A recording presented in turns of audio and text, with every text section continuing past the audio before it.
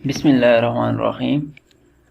आज को जो हमारा टॉपिक है वो प्रॉफिटेबिलिटी रेशो के हवाले से है कि इसका मतलब क्या है और इसके कितने टाइप्स है और प्रॉफिटेबिलिटी रेशोज़ को हम किस तरह कैलकुलेट कर सकते हैं in the Excel sheet. So profitability ratio is basically a group of ratios that shows the profitability of a firm. मतलब ऐसे रेशोज़ जो कि फर्म की या बिजनेस की या जो कंपनी है उसकी सारी की सारी हर जो पहलू से प्रॉफिटेबिलिटी को शो करे उसको हम प्रॉफिटेबिलिटी रेशोज़ कहते हैं। इसको हमने डिवाइड किया है 4 टाइप्स में। Number 1 is gross profit margin ratio, number 2 is net profit margin ratio, number 3 is return on investment ratio and number 4 is return on equity ratio. So number 1 is gross profit margin ratio, which is equal to gross profit divided by net sale। इस ratio का मकसद क्या है, क्यों हम इसे calculate करते हैं और क्यों हम इसे एज ए प्रॉफिटेबिलिटी रेशो इस्तेमाल करते हैं। इसका मतलब है कि नेट सेल अगर 100% हो तो आपकी ग्रॉस प्रॉफिट कितने परसेंट है नेट सेल के। अगर ये for example gross profit ratio 13% आ जाए तो इसका मतलब ये होगा कि नेट सेल के जो कि 100% है उसके 13% जो है आप ऑपरेटिंग प्रॉफिट कमा रहे हैं। आपका बिजनेस जो है ऑपरेटिंग प्रॉफिट या ग्रॉस प्रॉफिट जो है वो कितना कमा रहा है, वो 13% इन दैट केस कमाएगा out of 100% of the net cell. It indicates the efficiency of the operation and the firm pricing policy. तो ये दोनों शो करते हैं। फर्म प्राइसिंग पॉलिसी पे भी जो है उस पे भी नसरिसानी करता है और फर्म की जो एफिशिएंसी है ऑपरेशन की वो भी शो कर रही होती है। मैंने ऑलरेडी यहाँ पे लिखे हैं जो बास्केट वंडर्स इनकम स्टेटमेंट्स हैं उससे मैंने ग्रॉस प्रॉफिट लिया है। This is gross profit 386, 605 and 612, जो कि मैंने यहाँ पे लिखा है gross profit 386, 605 and 612 for 2001, 2 and 3। Similarly net cell जो है अगर आप इनकम स्टेटमेंट में देखें तो सबसे पहले नेट सेल है 2001 के लिए, 2002 के लिए और 3 के लिए, जो कि मैंने यहाँ पे ऑलरेडी लिखे हैं फॉर द टाइम के टाइम जो है ज़्यादा न लगे। सो आप वहाँ से कॉपी पेस्ट कर सकते हैं, कॉपी कर सकते हैं, यहाँ पे लिख सकते हैं। यहाँ पे हमें सिर्फ ज़रूरत है कि ग्रॉस प्रॉफिट मार्जिन को कैलकुलेट करें। ग्रॉस प्रॉफिट मार्जिन यानी profit, gross profit. Okay, so is equal to this divided by, मतलब gross profit divided by net sale. So it is equal to 31%, because I have taken it in percentage. If I change it in numbers then it will change in number, but I have taken it in already in percentage, so that is why it come in the percentage। फिर again हम इसको drag down करते हैं तो automatically जो है ratios आ जाएंगे 31, 29, 28%। यहाँ पे मैंने फिर इंडस्ट्री एवरेजेस लिखे। अगर आप कंपेयर करना चाहते हैं तो आप ये कंपेयर भी कर सकते हैं इंडस्ट्री एवरेजेस के साथ। So you can compare it if you want. So this is gross profit margin ratio and industry averages 31 and then 29, 29% and then 28%, 28%. I have taken industry averages from over here 27.6, 30 and 31.1, 27.6, 30.8 and 31.1। so आप just graph भी जो है बना सकते हैं। यहाँ पे insert, फिर लाइन ग्राफ, फिर this one. So this graph is basically showing के जो रेड जो लाइन है वो इंडस्ट्री एवरेजेस को शो कर रहे, जो ग्रॉस प्रॉफिट मार्जिन है कंपनी की वो जो है रेड लाइन, जो ग्रीन लाइन है ये शो कर रही है, ब्लू लाइन ये शो कर रही है. सो blue line is basically decreasing over time from 2001 to 2003. Blue line is decreasing and red line is increasing. इसका मतलब है कि इंडस्ट्री एवरेज अगर आप देखें तो वो जो है इंक्रीज हो रहे हैं, जबकि जो कंपनी की ग्रॉस प्रॉफिट है वो डिक्रीज हो रही है, जबकि इंडस्ट्री एवरेज जो है इंक्रीज हो रहे हैं. ठीक है, so this is all about it. अभी हम जाएंगे नेक्स्ट में.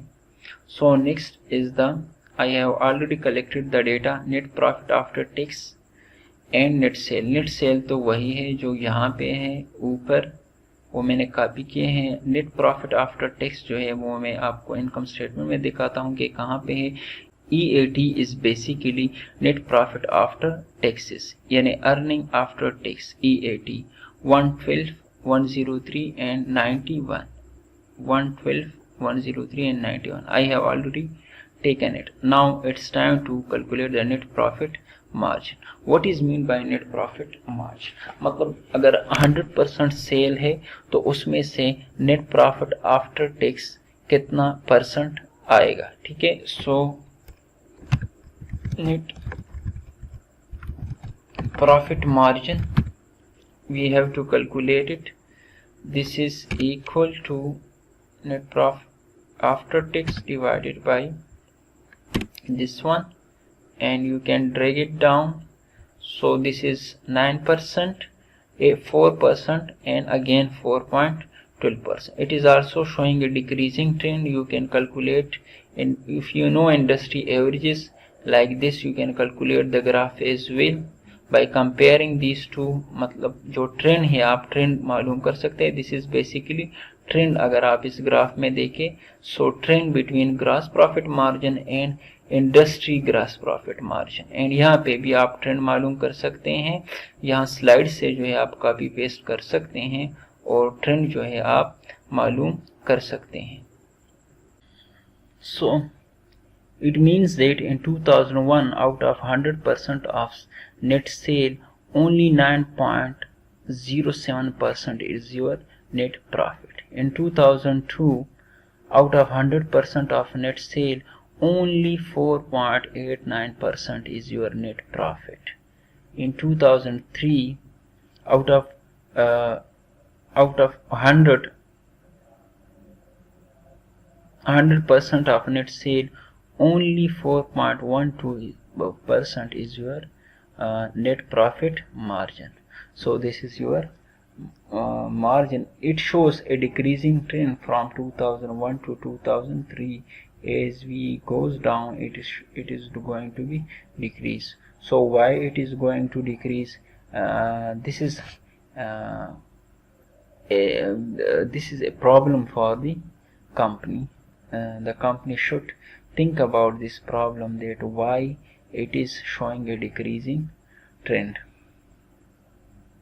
So the next is number third is return on investment or return on total assets. Means if you have 100% of total assets, then what is your profitability out of 100%. ठीक है, या $1 के assets पे आप कितना कमा रहे हैं ये मालूम करना है. This is basically return on investment. मतलब एसेट्स पे आप कितना कमा रहे हैं, जो एसेट्स इन्वेस्टमेंट आपने की है. ठीक है, उसके लिहाज से तो टोटल एसेट्स मैंने ऑलरेडी लिए हैं. Total asset net profit after tax जो है यहाँ से मैंने लिया है वही है. और टोटल एसेट जो है बैलेंस शीट्स में होते हैं. अगर आप देखें नीचे तो these are the total assets 1223, 2044, 2169, 1223, 1246 और 2159. So 2044, this is 2000, 2044.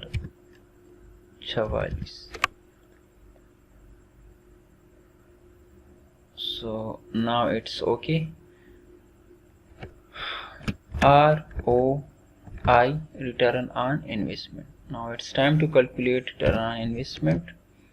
So 112 is your net profit after tax divided by your total assets. This is equal to 9.16%.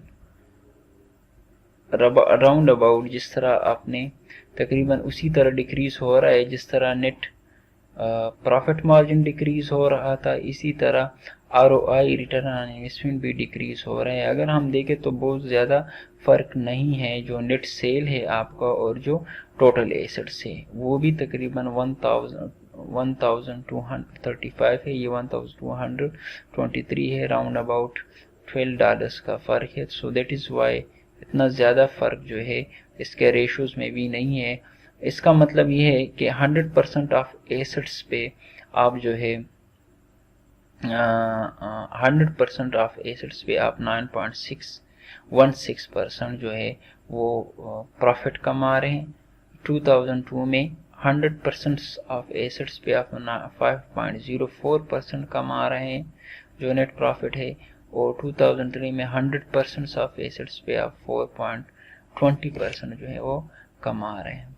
अगर आप इसे परसेंटेज में जो है नंबर्स में कन्वर्ट करना चाहते हैं तो वो भी यहाँ पे जो है आप नंबर्स में कन्वर्ट कर सकते हैं। अब इसका क्या मतलब है? इसका मतलब ये होगा कि out of $1 your net profit is 0.09, ठीक है, मतलब 0.09 सेंट्स। अगर आप डॉलर्स में, चूंकि ये फिर डॉलर्स में आएगा तो $1 पे आप कितना कमा रहे? 0.042 कमा रहे हैं, 2.05 कमा रहे हैं $1 में, और 0.092 विच इज़ वेरी मिनिमल, मतलब बहुत कम है। ये जो प्रॉफिट है टोटल एसेट्स पे, ये बहुत कम रेशो है। आप इसे दोबारा भी कन्वर्ट कर सकते हैं परसेंटेज में यहाँ से, ठीक है।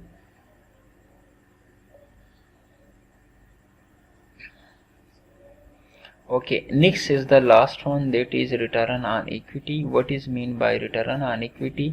मतलब जो शेयर होल्डर इक्विटी है उस पे आप कितना प्रॉफिट कमा रहे हैं हर $1 पे, जो कि शेयर होल्डर इक्विटी है, ठीक है।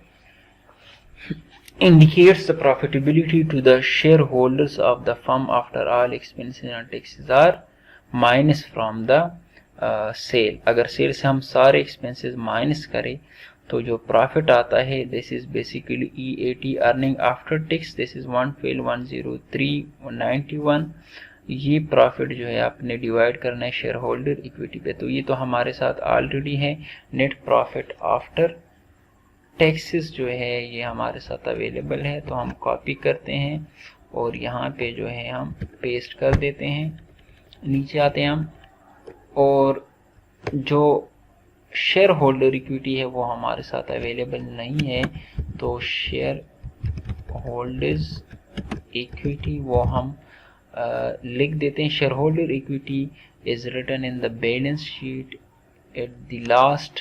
सो इक्विटी यहाँ पे लिखी है, ये बैलेंस शीट का जो लाइबिलिटी और इक्विटी साइड है इसमें है।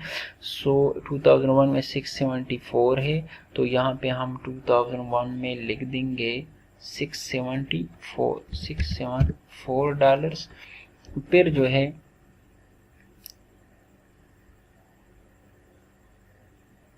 2002 में 1086 है और 1139, ये भी आपने लिखना है। 1086 और 1139, ठीक है, ये आपने लिख दिया। अब हम क्या करेंगे, इसको डॉलर फॉर्म में चेंज करेंगे। अंडरस्टूड बात है कि डॉलर फॉर्म में है, लेकिन फिर भी अगर आप चेंज करना चाहते हैं तो आप चेंज कर सकते हैं, ठीक है। सो हियर डॉलर फॉर्म में चेंज होगा। यहाँ पे आपने लिखना है ROE।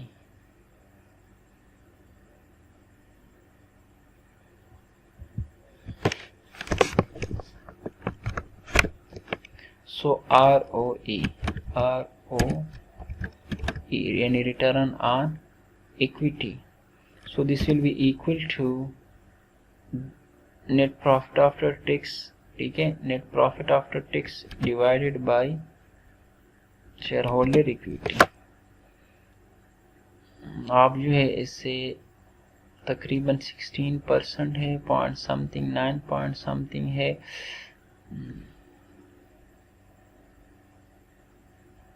इसे आप परसेंटेज में चेंज कर सकते हैं।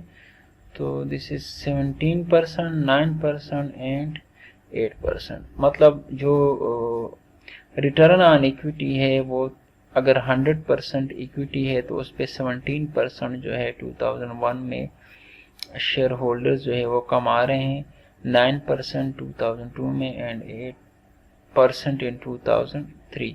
You can check it. अगर और फिगर्स इसके साथ हो तो 7.99, 9.48 एंड 16.62, ठीक है।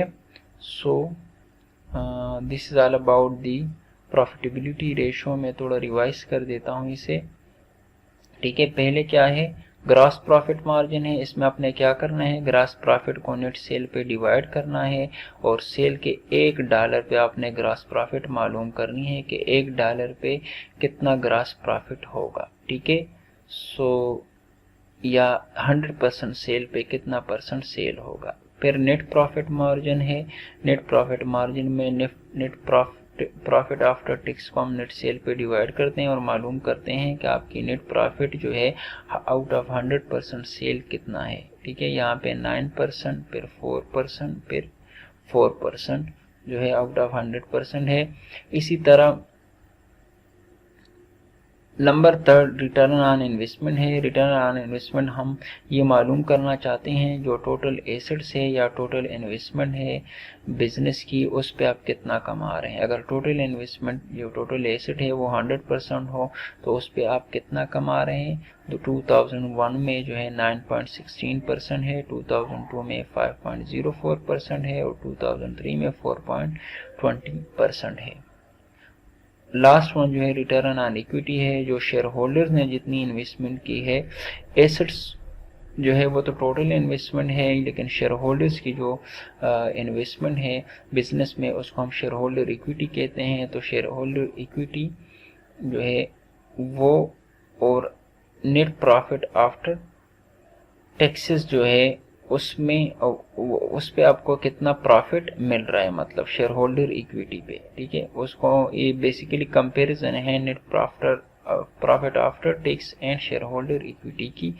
सो यहाँ पे 16.62% जो है नेट प्रॉफिट है on 100% of the shareholder equity, 9.48 है और फिर 7.99 है। Thank you so much. अल्लाह हाफिज़।